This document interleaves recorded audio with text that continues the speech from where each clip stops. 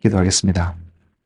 주님, 오늘 또 주님의 말씀 앞에 우리가 나왔습니다. 주님, 주의 음성을 듣는 시간, 주님의 얼굴을 보는 시간, 주님의 마음이 깨달아지는 시간, 그래서 주님과 연합되어 줄 수 있는 헌신과 결단과 그 열매가 맺어지는 그런 은혜의 시간이 될 수 있도록 우리에게 하나님의 놀라우신 축복의 은혜를 허락하여 주옵소서. 주님, 주님이셔야 합니다. 주님의 음성이어야 하고, 주님의 마음이어야 하고, 주님의 생각이어야 하고, 주님의 계획이어야 합니다. 주님이 주님 되심을 이곳에 있는 모든 사람에게 나타내 주시옵소서. 예수님 이름으로 기도드렸습니다. 아멘.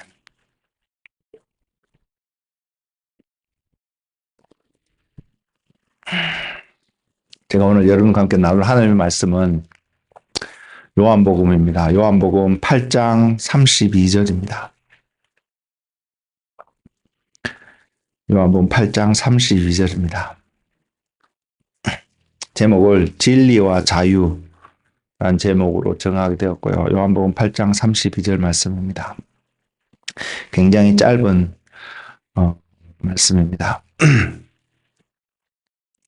차신 줄 알고 제가 봉독하겠습니다. 진리를 알지니 진리가 너희를 자유케 하리라. 진리를 알지니 진리가 너희를 자유케 하리라. 이 말씀이 오늘 전하는 저나 여러분 앉아서 그 말씀을 듣는 여러분에게나 온전히 깨달아지고 보여지는 그런 축복의 시간이 되기를 예수님 이름으로 축복을 드립니다. 복음은 우리에게 명확하게 보여주는 실체가 있습니다.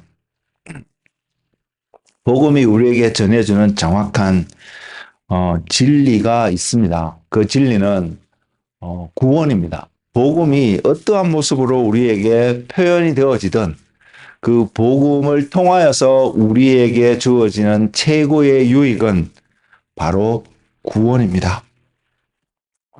그리고 그 구원의 실제적인 영원 구원이라고 표현되어지는 그 구원의 가장 실제적인, 그리고 이것이 없으면 복음도 구원도 어쩌면 우리에게 아무 의미도 없을 수 있는 그 실제적인 구원의 열매, 저와 여러분 삶 속에 반드시 나타나기를 소망하는 그 실제적인 모습은 우리가 하나님 나라 안에서 살아가는 삶입니다.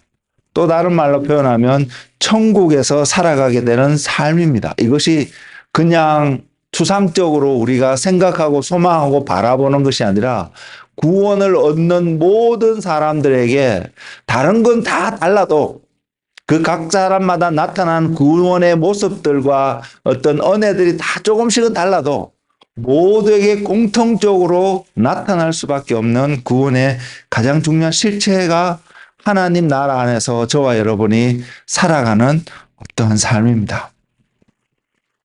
여러분, 천국에서 살아갈 때에 우리가 누릴 수 있는, 우리가 경험할 수 있는 모습이 어떤 것이 있을까요? 여러분, 이것을 한번 생각해 보면 사람마다 그 천국을 바라보는 생각이 조금 다를 수 있기 때문에 각자 다양한 모습들이 나타날 수 있을 거라고 생각합니다. 물론 그렇게 기대하고 소망하는 어떤 모습들이 천국에 분명히 나타날 수 있을 거라고 저는 생각을 합니다만, 우리 모두에게 이 천국을, 하나님의 나라를 바라볼 때에 우리가 기대하고 바라보고 공통적으로 누릴 수 있는 중요한 특징이 한 몇 가지 있거든요. 그 중에 한두 가지가 말씀을 드리면, 우리는 분명히 이것이 어떤 모습인지 잘 모르겠지만 우리는 분명히 자유함을 누릴 수 있을 것입니다. 분명히 우리는 자유를 누릴 것입니다. 그리고 평강을 누리게 될 것입니다. 그리고 분명히 우리 안에는 이런 생각이 있습니다. 자유와 평강이 나름 우리가 이 땅에 살면서 육신 가운데 살면서도 나름 자유를 누리는 부분들도 있고 평강을 경험해보는 부분들도 분명히 있을 거지만, 분명히 우리 안에는 내가 하나님 나라 안에서 천국에 갔을 때에 누리게 될 자유와 평강하고 지금 내가 조금씩 맛보고 경험하게 되는 자유와 평강하고는 또 엄청나게 다를 수 있을 거라는 기대감이 저와 여러분 안에 있다고 저는 생각합니다. 그렇지 않나요? 저는 그런 기대감이 있습니다. 잘 모르지만 저도 이 주제로 지금 오늘 여러분의 말씀을 나누지만 그럼에도 불구하고 잘 모를 수 있지만 그럼에도 불구하고 저는 그 기대감이 분명히 있습니다. 그래서 그 나라에 소망하게 되고 그 나라를 바라보게 되는데요. 그렇다면 우리는 이런 질문 앞에 또한 설 수밖에 없는 한 모습을 보게 됩니다. 그것이 뭐냐면 우리들, 여러분 자신, 저를 포함한 우리 모두는 구원이 정말로 필요한 존재라는 사실을 여러분 인식하고 사시나요? 이 땅에서 각자 직업도 다르고 하는 일도 다 다르고 외모도 다르고 환경도 다르고 다 다른데 그 살아가는 삶 속에 또한 우리가 주일날 이렇게 모여서 하나님을 예배하고 이렇게 모여있는 우리들의 모습 속에서 우리 모두는 또는 우리 각자 한 사람 한 사람은 나는 정말로 구원이 필요한 존재라는 사실을 인정하시고 인정하면서 살아가고 계신가요? 만일 우리가 맞아 나는 구원이 필요한 존재라고 인정이 된다면 우리는 그 다음 이 질문에 또한 대면해 볼 수 있습니다. 무엇이냐면 그러면 나는 어디로부터 무엇에서로부터 구원을 얻어야 하는가? 구원이 필요한 존재. 내가 지금 어디에 있기 때문에 어떤 환경 가운데 어떤 상황 속에 놓여 있기 때문에 나는 구원이 필요한 사람이라고 스스로 생각하게 되는가?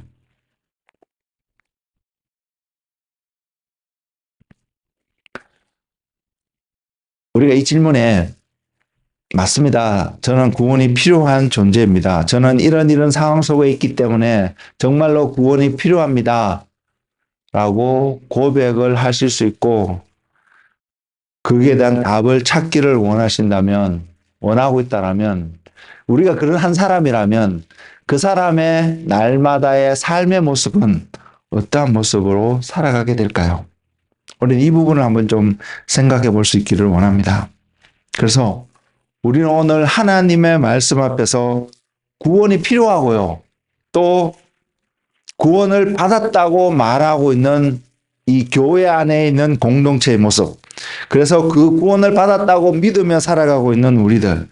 그리고 또 구원을 이루어 가야 된다라고 믿는 우리의 믿음 속에서 나타나는 삶의 한 부분들을 여러분들과 함께 살펴보기를 원합니다.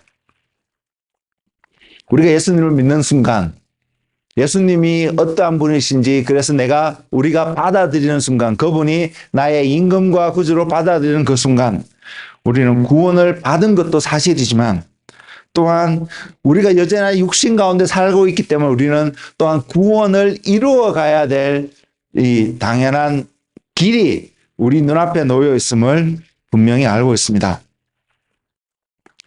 그렇기 때문에 사도 바울은 빌립보 교회 성도들에게 또한 오늘날 우리에게도 이런 메시지를 전하고 있습니다. 어떤 메시지냐면 빌립보서 2장 12절 말씀인데요. 그러므로 나의 사랑하는 자들아 너희가 나 있을 때뿐만 아니라 더욱 지금 나 없을 때에도 항상 복종하여 두렵고 떨림으로 너희 구원을 이루라.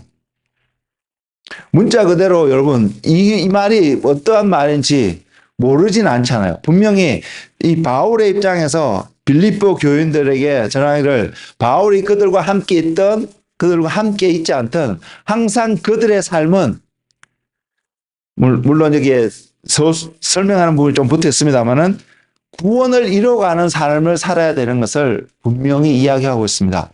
우리의 삶도 마찬가지입니다. 누가 우리의 삶을 지켜보든 지켜보지 않든 혼자 있던 여러 사람이 함께 모여있는 어떤 소사이티 속에 포함된 한 일원으로 살아가든 우리는 이 사실을 기억하고 살아야 됩니다. 구원을 이루어가야 될 필요가 반드시 있다는 사실을 말입니다. 그래서 우리는 이것을 동의할 수 있고 공감할 수 있고 아멘할 수 있습니다. 아, 그렇구나. 내가 아직 하나님 나라에 온전히 들어가 있지 않은 부분이 있기 때문에 여전히 내 삶 속에서 구원을 이루어가야 될 부분이 있음을 분명히 인식할 수 있고 인정할 수 있고 결단할 수 있습니다. 그렇지. 오늘부터 지금까지 그러지 않았더라도 오늘부터라도 또 마음을 새롭게 함으로 구원을 이루어가는 어떠한 삶의 모습으로 살아가기를 원한다는 고백을 하고 결단할 수 있습니다. 근데 방금 읽어드렸던 빌립보서 2장 12절의 말씀을 보면 구원을 이루어가는데 사도 바울이 빌립보에 있는 교인들에게 또한 오늘을 사는 믿음 생활하는 우리들에게 동일하게 권면하는 보여주고 있는 구원을 이루어가는 한 방법적인 표현이 있습니다. 그 표현이 뭐냐면 두렵고 떨림으로 너희 구원을 이루어가야 된다고 분명히 말하고 있습니다. 두렵고 떨림으로. 이 표현 때문에 어쩌면 우리 안에 혼동이 생길 수도 있고 과연 이게 어떤 의미입니까? 무엇 때문에 예수님을 믿는다는 거. 그래서 내가 천국을 갈 수 있다는 소망 가운데 살아가는 그 삶이 어떻게 두렵고 떨림이라는 그 표현에 맞을 수 있을까? 그리고 우리의 일상의 삶 속에서요, 두렵고 떨림이라는 단어는, 표현은 전혀 구원을 이뤄가는데 합당하지 않는 것처럼 느껴지는 것이 우리가 살아가는 세상의 한 모습이 아닐까 생각을 합니다. 왜냐하면 두려움, 떨림이라는 단어는 주로 종종 어떤 사람이 어떤 곳에 매여 있는 어떤 모습, 벗어나고 싶지만 벗어나지 못하고 또는 이 벗어나지 못하는 것이 그 매여 있는 매이게 한 그 대상이 너무 두렵기 때문에, 무섭기 때문에, 그래서 두렵고 무섭기 때문에 나타나는 우리의 몸의 어떤 현상들이 떨림일 수 있기 때문에 두렵고 떨림이라는 단어 자체는 구원을 이루어가는 데하고 쉽게 연관이 되어지고 이해가 될 수 있는 단어가 아니지 않을까 생각합니다. 우리가 살아가는 사회의 관점 속에서 이 표현을 바라보면. 그런데 저는 오늘 여러분에게 이러한 도전을 드리고 싶습니다. 어떤 도전을 드리고 싶냐면 지금 진리와 자유라는 제목으로 말씀을 전하고 있는데요. 자유라는 이 표현 속에서 자유라는 단어 속에서 여러분 안에 두렵고 떨림이라는 개념이 자리 잡을 수 있기를 원하고 궁극적으로 자유라는 것이 두렵고 떨림이라는 것과 같은 의미로 사용되어지고 있음을 발견할 수 있는 그것이 어떻게 같이 사용되어질 수 있는지를 깨달을 수 있는 시간이 되었으면 좋겠습니다. 그래서 정말로 우리가 두렵고 떨림으로 우리의 구원을 이루어가는 그 삶을 살아가는 우리의 삶이 되기를 소망합니다. 분명히요, 우리의 삶이 자유로워지는 어떤 그 과정, 그래서 온전한 그 자유를 얻게 되는 그 삶의 궁극적인 한 모습이 우리는 구원을 받았다라고 말할 수 있습니다. 이유가 어쨌든 우리가 만약에 감옥에 갇혀 있다라면, 그래서 누군가 와서 우리로 하여금 감옥에 갇혀 있는 우리를 꺼내준다라면, 그렇다면 우리는 구원을 받았다라고, 그 어떤 상황 속에서 구원을 받았다라고 충분히 표현할 수 있는 상황이기 때문입니다. 감옥에 있던 사람에게, 그 사람에게 우리는 그 사람이 자유 안에서 살아간다라고 아무도 표현하지 않기 때문이죠. 그래서 구원을 얻었다라는 것, 구원을 이루어가는 과정은 또한 자유를 얻고 자유를 얻어가는 과정이라고도 분명히 표현할 수 있습니다. 그리고 오늘 말씀을 통해서 분명하게 확인할 수 있는 것은 그 자유를 얻는 출발점이 진리라고 표현하고 있습니다. 결국 저와 여러분 삶 속에 그 진리가 무엇이든 내 안에서 그 진리가 세워져 있고, 아니요, 먼저는 발견해야겠죠. 저와 여러분이 그 진리를 발견하고 내 안에서 그 진리가 세워져 있으면 그 사람은 분명히 자유를 누리는 사람이 될 것입니다. 그리고 우리는 그러한 삶이 되기를 소망합니다.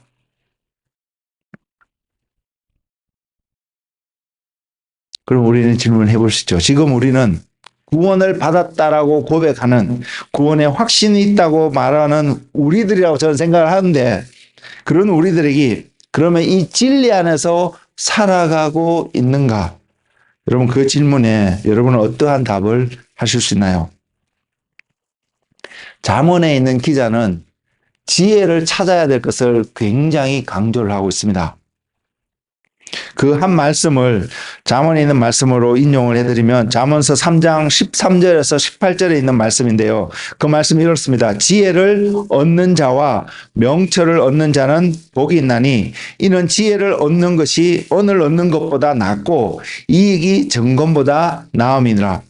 지혜는 진주보다 귀하니 내가 사모하는 모든 것으로도 이에 비교할 수 없도다. 그의 오른손에는 장수가 있고 그의 왼손에는 부귀가 있나니 그 길은 즐거운 길이요 그의 지름길은 다 평강이니라. 지혜는 그 얻은 자에게 생명나무라. 지혜를 가진 자는 복되도다. 여러분, 이 말씀에 동의가 되시나요? 이 말씀에 여러분 정말로 믿어지시나요? 그래서 여러분 삶 속에 정말로 나는 지혜가, 여기서 말하고 있는 지혜가 필요하구나 라는 그 간절함이 여러분 안에서 일어나고 계시나요?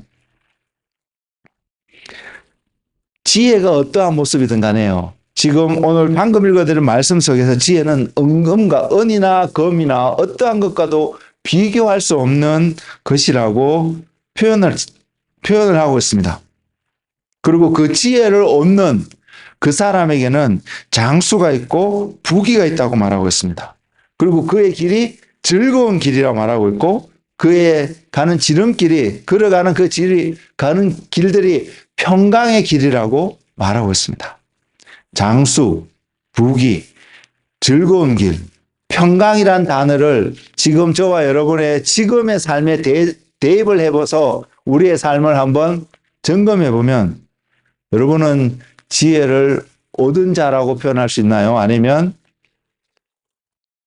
지혜를 얻었다라기보다는 얻고 싶은데 아직은 지혜를 얻지 못한 어떠한 과정 가운데 있는 사람이라고 표현이 되어지나요? 여러분 어떤 사람이신가요?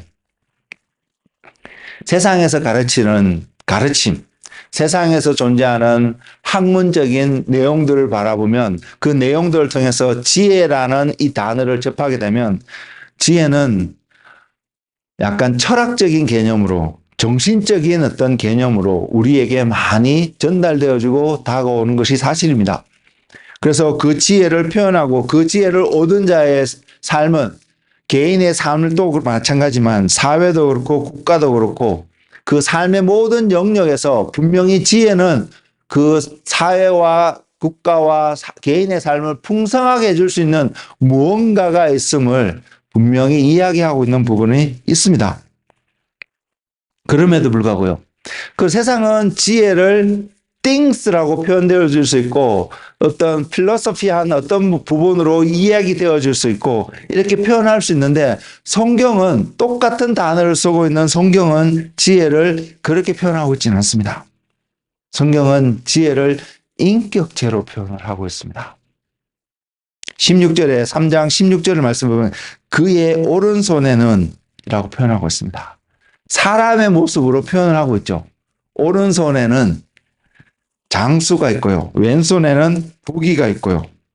그 길은 그 지혜가 가는 길, 지혜가 놓여 있는 그 길은 즐거운 길이라고 표현을 하고 있습니다. 그리고 그 지름길, 그 지혜를 통하여서 우리가 A라는 곳에서 B라는 어떤 목적지로 출발하러 갈 때에 여러 가지 길이 있을 수 있을 거라고 생각합니다. 그런데 지혜를 통해서 가는 길이 지름길이라고 표현이 되어지고 있고 지름길은 우리에게 빨리 갈 수 있는 어떤 단축된 길이라고 우리가 알 수 있는데 그 가는 길이 빨리 가기 때문에 험난하고 힘든 길이 아니라 평강의 길이라고 표현을 하고 있습니다.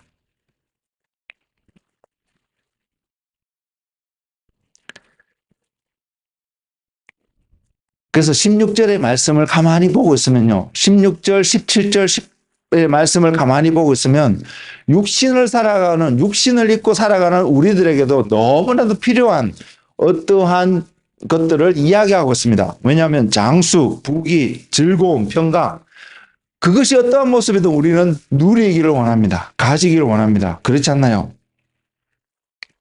그래서 이 지혜를 가진 자는, 이 지혜를 얻게 되는 자는 육적인 삶 속에서도 이러한 자유함이 표현되어지는 것을 분명히 이야기하고 있습니다.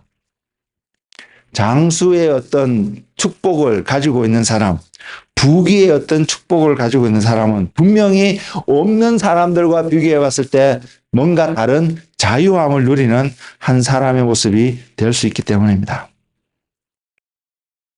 이것은 세상 사람들만 바라보는 것이 아니라 성경에서 동일하게 우리에게 약속하고 있는 사실을 우리는 먼저 알았으면 좋겠습니다. 그래서 영적인 것과 육적인 것을 구별하는 가르침 속에서 종종 이 육적인 것이 속하는 것은 좀 등한시되어지고 무시되어지고 영적인 것을 더 중요시해야 되는 가르침이 강조되어지는 것도 사실입니다. 물론 영의 것에서 존재하지 않는 것이 육의 것에 존재하지는 않기 때문에 영의 것이 더 우선시되어지고 우리에게 더 필요하다는 것을 분명하게 고백하고 인정할 수밖에 없지만 그럼에도 불구하고 육신 가운데 살아가는 우리들에게 성경은 육신 가운데 살아가는 육적인 어떤 것들도 약속하고 있음을 우리는 동시에 바라볼 수 있기를 원합니다. 이러한 축복도 우리에게 주어진 하나님의 약속인 것을 우리는 또한 볼 수 있기를 원합니다. 그래서 지혜를 얻는다는 것은 이 두 가지 영역에서 우리가 온전한 축복을 누릴 수 있음을 성경은 보여주고 있습니다. 그리고 더 나아가서 그 모든 것보다도 더 중요한 18절에서 이야기하고 있는 잠언서 3장 18절에서 이야기하고 있는 생명나무를 얻을 수 있는 그런 은혜를 또한 지혜를 통해서 얻을 수 있음을 이야기하고 있습니다. 이 생명나무는 아담이 에덴 동산에서 다른 어떤 것보다도 가장 먼저 취하고 먹었어야 될 나무의 열매였는데 어찌된 셈인지 그러지 못하고 결국은 먹지 못하게 되는 상황 가운데 빠지게 된 바로 그 생명나무. 그 생명나무의 열매를 얻을 수 있는 그 비결이 지름길이 바로 지혜인 것을 성경은 분명히 이야기합니다. 그래서 지혜는 저와 여러분이 지혜를 얻었다고 고백되어진다면 우리 삶 속에 그 지혜가 나타난다면 우리는 육적인 것과 마찬가지 육적인 것도 함께 영적인 것을 또한 동시에 다 누리고 얻을 수 있는 것임을 알 수 있습니다. 왜? 저와 여러분이 여전히 이 땅에서는 육적인 모습을, 육의 모습을 입고 살아가는 자이기 때문입니다. 그래서 지혜를 통해서 얻게 되는 것이 무엇인지 우리 다시 한번 보기를 원하는데 잠언서 3장 17절에서 18절입니다. 그의 오른손에는 장수가 있고 그의 왼손에는 부귀가 있나니 그 길은 즐거운 길이요 그의 지름길은 다 평강이니라. 지혜는 그 얻은 자에게 생명나무라. 지혜를 가진 자는 복되도다. 우리에게 너무나 필요한 것이 지혜임을 성경은 분명히 이야기하고 있습니다. 그러면 그 지혜가 여기서 말하는 지혜가 누구를 가리키고 있는지 여러분 보이시나요? 그리고 이 지혜가 누구를 가리키고 있는지를 여러분이 보이신다면 여러분 이 말씀이 이해되어지는 깨달아지는 그런 은혜가 분명히 있을 것입니다. 그 말씀이 뭐냐면 모든 만물을 충만케 하시는 이의 충만하심을 우리는 깨달을 수 있는 어떤 인문 가운데 한 스텝 가운데 들어와 있다는 사실을 말입니다. 그래서 여러분에게 또한 저 자신에게도 질문해 볼 수 있는 것이 그럼 우리는 이 지혜를 얻는 삶을 추구하고 있는가? 주님은 자신을 이렇게 소개하셨습니다. 요한복음 14장 6절에서 이렇게 소개하셨는데 예수께서 이르시되 내가 곧 길이요 진리요 생명이니 나로 말미암지 않고는 아버지께로 올 자가 없느니라. 지혜를 얻는다는 것은 궁극적으로 우리가 하나님 앞에 나아가게 되는 길임을 방법임을 분명히 보여주고 있습니다. 여러분 기억하시죠? 하나님이 이스라엘 백성을 출애굽시켜서 그들과 만나기 위해서 한 산에서 그들과 만남의 시간과 장소를 정하고 찾아오셨는데 이스라엘 백성들은 그 하나님의 임재하는 모습으로 인해서 두려움으로 물러서 가게 되었던 사건 말입니다. 그럼에도 불구하고 하나님은 궁극적으로 저와 여러분에게 지혜라는 것을 통하여서 예수 그리스도 그분을 통하여서 우리로 하여금 하나님 앞에 나아갈 수 있는 그 길을 열어주고 계심을 우리는 분명히 볼 수 있기를 원합니다. 세상에서요, 예수님을 믿고 따르는 그 삶은, 그 가치관은 세상의 많은 이치들을, 세상에서 오늘 많이 통용되어지고 있는 문화나 어떤 관점들, 가치관들에 굉장히 거슬리는, 어게인스트하는 많은 가르침들이 성경은 이야기하고 있습니다. 그래서 사람들은 갈등도 합니다. 그리고 어떤 사람들은 그래서 성경이 변화해야 된다고 이야기하는 사람들도 있습니다. 어쨌든 우리가 한번 보게 되는 것은 여러분의 개인의 삶 속에서 분명히 그러한 작은 충돌, 큰 충돌이 아니라도 작은 충돌이 분명히 있어 왔을 거라고 생각합니다. 하나님 말씀은 이렇게 이야기하고 있는데 나는 그것보다는 이러한 모습, 이렇게 사는 것이 이 시대에 더 맞는 삶이 아닐까? 이런 생각을 할 수 있는 여러 가지 내용들이 여러분 삶 속에 분명히 존재할 거라고 생각합니다.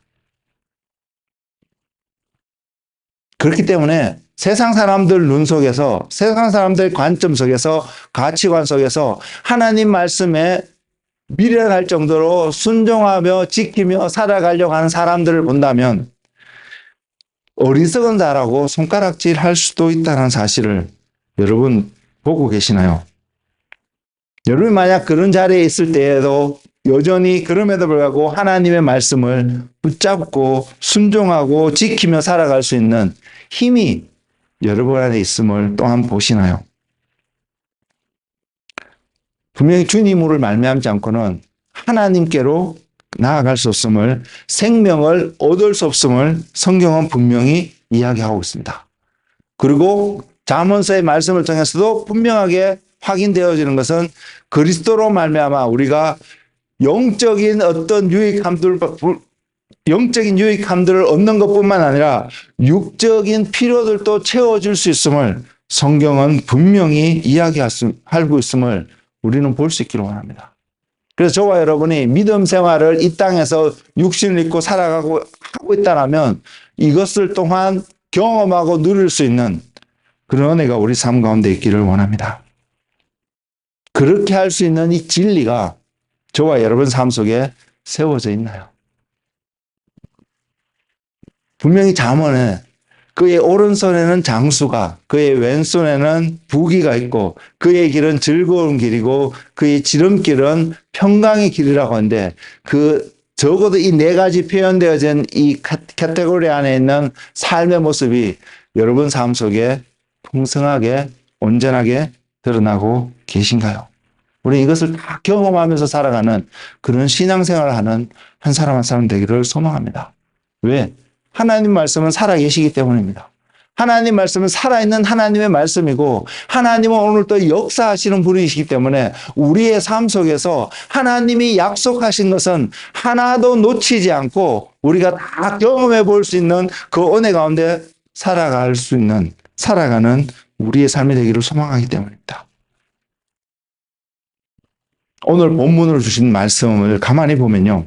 요한복음 8장에 들어가서 이제 그 이야기를 좀 할 텐데 요한복음 8장에 있는 내용들을 가만히 보면 이 진리를 알지니 진리가 너희를 자유케 하리라고 하는 이 말씀을 1차적으로 접한 사람들이 누구냐면 유대인들입니다. 근데 유대인들도 다 대다수 유대인들이 아니라 그 대상이 누구냐면 예수님을 믿는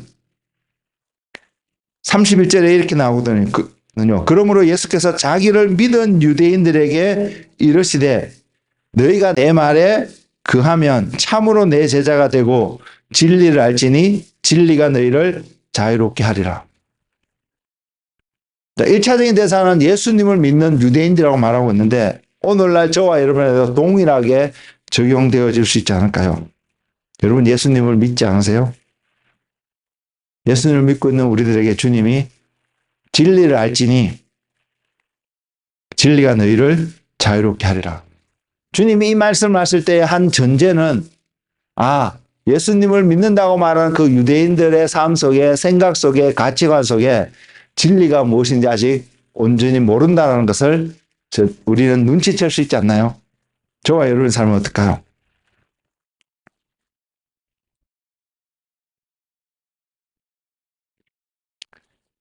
믿는 유대인들이라고 표현하고 있는데 이 말씀을 통해서 저에게 던져주신 첫 번째 도전은 무엇이냐면, 믿는다는 이 표현이 새롭게 좀 define 되어야 될 필요가 있구나.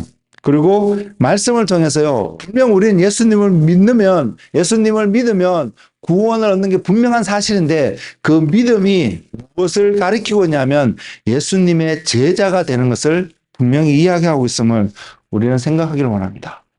그래서 내가 믿는다, 신앙생활 한다는 그 사실 자체는 내가 주님의 제자로서의 삶을 살아가기로 헌신하고 결정하는 어떤 삶의 모습이라는 사실을 기억하고요. 우리가 어떻게 하면 주님의 제자가 될 수 있을까를 고민해 볼 수 있는 한 사람이 되기를 원합니다.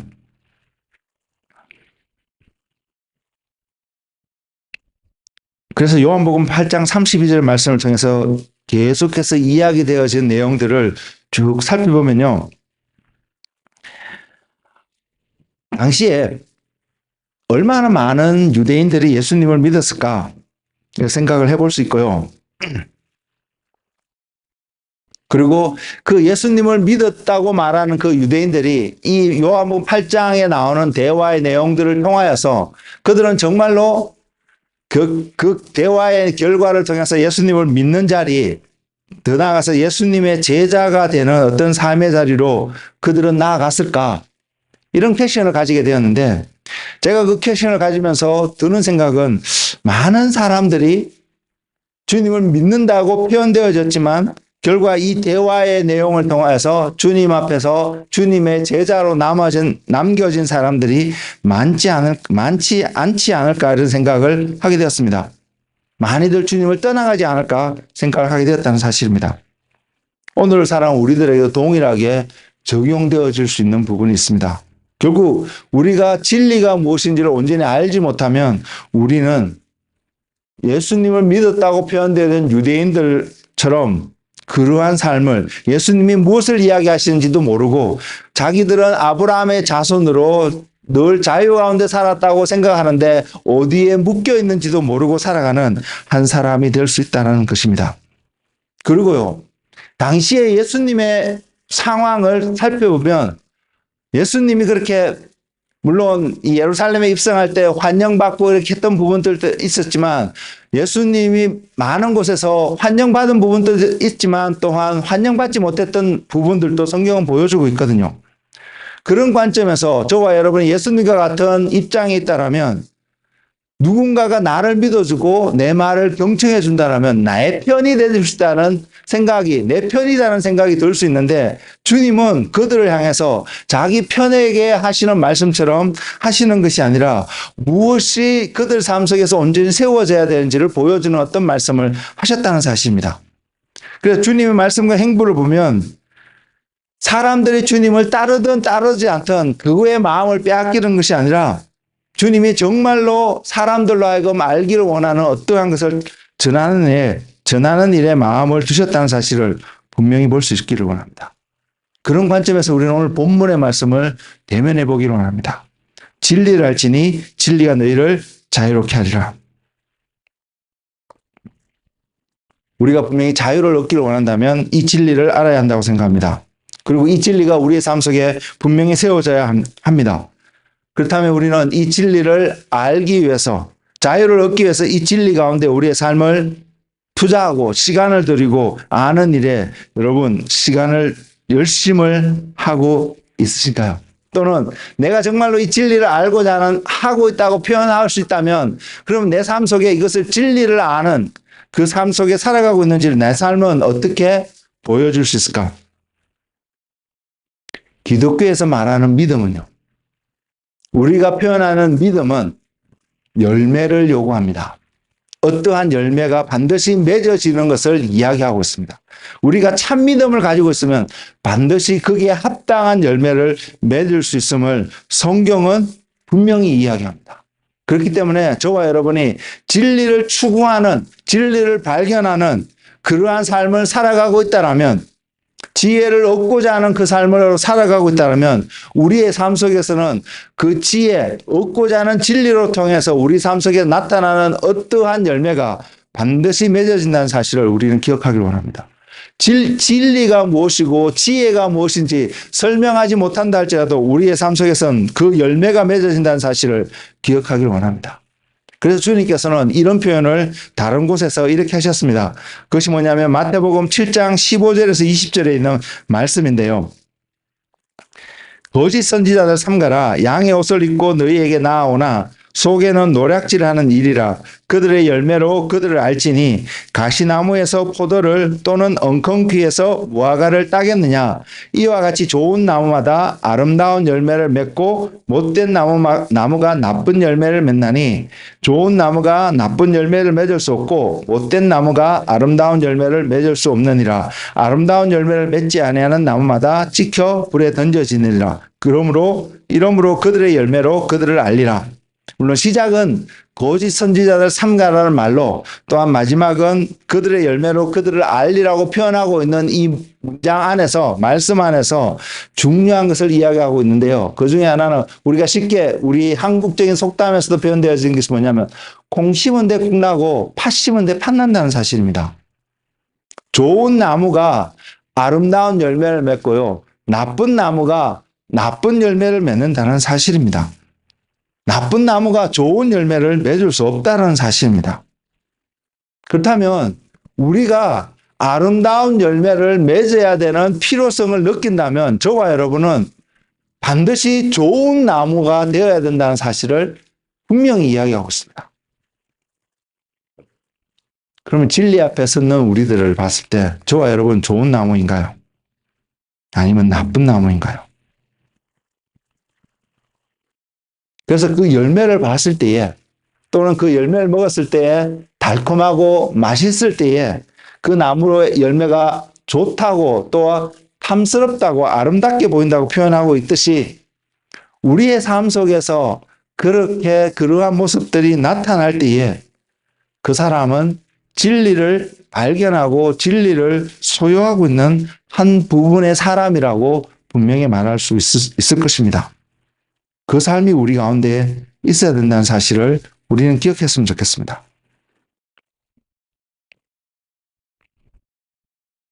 이 말씀, 어떤 말씀이냐면 이와 같이 좋은 나무마다 아름다운 열매를 맺고 못된 나무가 나쁜 열매를 맺는다는 이 말씀, 그리고 좋은 나무가 나쁜 열매를 맺을 수 없고 못된 나무가 아름다운 열매를 맺을 수 없다는 이 말씀을 통해서 맞는 말씀입니다. 맞는 말씀인데 우리는 이 말씀을 바라보는 관점에 대해서 착각하게 되는 경우도 종종 있다고 생각합니다. 제가 조금 전에도 말씀드렸는데 우리는 좋은 나무가 되어야 합니다. 그래야만이 아름다운 열매를 맺을 수 있기 때문입니다. 근데 우리가 정말로 좋은 나무가 될 수 있을까요? 우리가 좋은 나무일까요? 좋은 나무가 아니면 아름다운 열매를 맺을 수 없다고 말하는데 우리는 정말로 그러한 나무가 될 수 있을까요? 진리 앞에 섰을 때, 우리가 진리를 발견했을 때 바로 이것을 또한 깨달을 수 있는 은혜가 우리 가운데 있었으면 좋겠습니다. 아름다운 열매를 맺기 위해서는 우리가 좋은 나무가 되어야 한다는 건 분명히 이해되어지고 동의할 수밖에 없는 명제이고 진리이겠는데, 그러면 문제는 저와 여러분이 아름다운 열매를 맺는 자리에 있어야 된다는 사실이잖아요. 그럼 우리는 그 열매를 맺을 수 있냐는 것입니다. 진리 앞에 섰을 때 우리가 깨닫는 한 가지는 나는 좋은 나무가 아닌데, 나는 좋은 나무라기보다는 나쁜 나무라고 표현하는 것이 맞는 자인데 이것이 먼저 대면하게 된 진리가 아닐까 생각합니다. 여러분 어떠세요? 근데 아름다운 열매를 맺어야 되잖아요. 좋은 나무가 돼야 아름다운 열매를 맺는데 내가 아무리 내 자신을 살펴봐도 나는 좋은 나무라고 말할 수 있는 삶의 어떤 모습이 전혀 없는 사람인데, 이것이 진짜 진리이고 사실이고 팩트인데 성경의 말씀을 보니까 나는 좋은 열매를 맺어야 될 필요가 있다는 것을 본다는 사실입니다. 그렇기 때문에 혼동할 수도 있는 부분이 있다는 거죠. 좋은 나무가 좋은 열매를 맺는, 아름다운 열매를 맺는 부분들, 나쁜 나무가 나쁜 열매를 맺는 이 말씀과 혼동되어 줄 수 있는데, 우리는 또 한 단계 더 진리 앞에 대면하기를 원합니다. 이 진리 앞에 대면하면 우리는 그럼에도 불구하고 내가 나쁜 나무임에도 불구하고 좋은 열매를 맺을 수 있는 길이 그 진리 속에 있기 때문입니다. 성경은 분명히 이야기합니다. 아름다운 열매를 맺지 않은 나무마다 찍혀서 불에 던져질 것을, 심판을 받게 될 것을 분명히 이야기합니다. 그리고 우리가 무엇은 어떠한 열매를 맺느냐에 따라서 결국 그 열매가 성경에서 이야기하는 좋은 나무의 아름다운 열매가 아니면 불의 심판을 벗어나지 못할 것을 성경은 분명히 보여주고 있습니다. 그럼에도 불구하고 우리는 또 하나의 진리 앞에 서게 되면 우리는 좋은 나무가 아님에도 불구하고, 그래서 아름다운 열매가 맺을 수 없음에도 불구하고 우리는 이 불의 심판을 벗어날 수 있는 길이 있음을 보여주고 있습니다. 먼저는 누가 좋은 나무인가요? 그러면 누가 이 아름다운 열매를 맺을 수 있는 좋은 나무인가요? 그 나무는 예수님밖에 없다고 생각합니다. 오직 예수님만이 좋은 나무입니다. 그래서 좋은 나무이신 예수님만이 아름다운 열매를 맺을 수 있는데, 우리가 그 아름다운 나무의 열매를 동시에 또한 맺을 수 있는 길은 딱 하나밖에 없습니다. 그 길은 그 좋은 나무에 접붙임을 입는 가지가 되는 것입니다. 우리가 비록 로마서 11장에서 표현되고 있는 돌감람나무로 버려질 수밖에 없는, 열매를 맺어도 나쁜 열매가 되어서 심판에 빠질 수밖에 없는, 심판에서 벗어날 수밖에 없는 바로 그러한 존재임에도 불구하고요, 그 나무 가지가, 심판받기에 합당한 열매를 맺는 나무 가지가 참감람나무, 좋은 나무이신 예수님께 접붙임을 입게 되면 그 가지는 아름다운 열매를 맺을 수 있음을 보여주는 것이 성경이 말하고 있는 진리라는 사실을 우리는 보았으면 좋겠습니다. 내 안에는 없습니다. 여러분 안에는 그것이 나타날 것이 없습니다. 그러나 여러분이 좋은 나무이신 예수님께 붙어 있게 될 때에, 접붙여서 그 나무의 뿌리로부터 오는 영양분을 공급받게 될 때에 우리는 아름다운 열매를 맺을 수 있다는 사실입니다. 결국 저와 여러분이 아름다운 열매를 맺을 수 있는 오직 한 가지 조건은 좋은 나무 대신 주님 앞에 붙어 있는 가지가 될 때입니다. 나무가 되려고 하면 우리는 그 열매를 맺을 수가 없습니다. 그러나 가지가 되어져서 좋은 나무에 붙어 있는 한 파트가 되어진다면 그 가지는 시절을 따라 분명히 열매를 맺게 될 것입니다. 우리는 그 삶을 살았으면 좋겠습니다.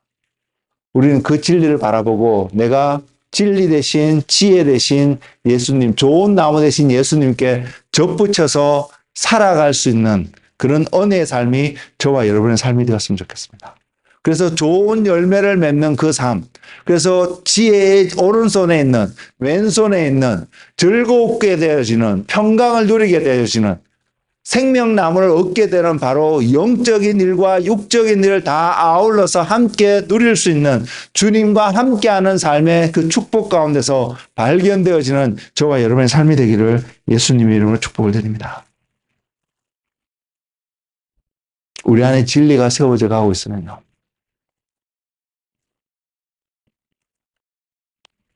분명히 우리는 예수 그리스도로 말미암아 예수님 안에 있는 어떠한 것들이 우리 삶 속에서 나타나게 될 수 있음을 볼 수 있습니다. 자유는 바로 여기서 온전히 증거되어질 것입니다. 예수님 앞에서 살아가기 때문에, 예수님과 함께 살아가기 때문에 예수님이 가졌던 즐거움, 여호와를 경외하는 것의 즐거움, 하나님을 두려워하는 것의 즐거움, 그 기쁨이 저와 여러분의 온전한 뭐랄까, 저와 여러분 온전한 것이 될 수 있음을 바라볼 수 있는, 깨달을 수 있는 지혜가, 은혜가 여러분 삶 속에 충만하기를 예수님의 이름으로 축복을 드립니다. 요한복음 8장 36절은 이렇게 증거합니다. 32절에서는 진리를 알지니 진리가 너희를 자유케 하리라고 주님이 선포하시면서 36절에서는 이렇게 또 그 선포의 내용을 디벨롭 시켜서 이렇게 표현하고 계십니다. 그러므로 아들이 너희를 자유롭게 하면 너희가 참으로 자유로우리라. 이 말씀이 여러분 삶 속에 풍성하게 열매 맺는, 단지 우리의 육신의 삶 속에서 가을이기 때문에, 추수감사절이 다가오기 때문에 우리가 감사하고 따라하는 표면적인 모습뿐만 아니라 정말로 이 말씀이 아들이, 예수님이 여러분을 자유롭게 하면 여러분이 진짜 자유롭게 되어진다는 그 진리가 우리의 삶 속에서 깊이 깨달아지는 이 주간의 삶이 되시기를 예수님으로 축복을 드리며, 그 깨달아짐이 여러분이 주님을 만날 때까지 날마다 풍성하게 확인되어지고 정말로 주님이 찾으시는 아름다운 열매가 풍성하게 맺어지는 그런 은혜의 삶이 되시기를 주님의 이름으로 축복을 드립니다. 말씀을 통하여서요, 분명하게 표현되어지는, 주어진 자유는 예수님 안에서, 예수님을 통하여서 예수님과 함께 살아가는 모든 삶이 자유를 얻고 누리는 삶이 됨을 분명히 이야기하고 있습니다. 우리 또 주어진 하루를 살아가면서 이것이 무엇을 말하는지 함께 깨닫고 함께 나누며 우리의 공동체가 주님 안에서 풍성한 자유를 누리는 은혜의 삶을 살아가기를, 그래서 기쁨이 무엇인지, 즐거움이 무엇인지, 평강을 누리며 살아가고 우리의 육신 가운데도 장수함과 또 부귀의 풍성함을 누릴 수 있는 그 은혜가 여러분 모두의 것이 되기를 예수님의 이름으로 축복을 드립니다. 기도하겠습니다.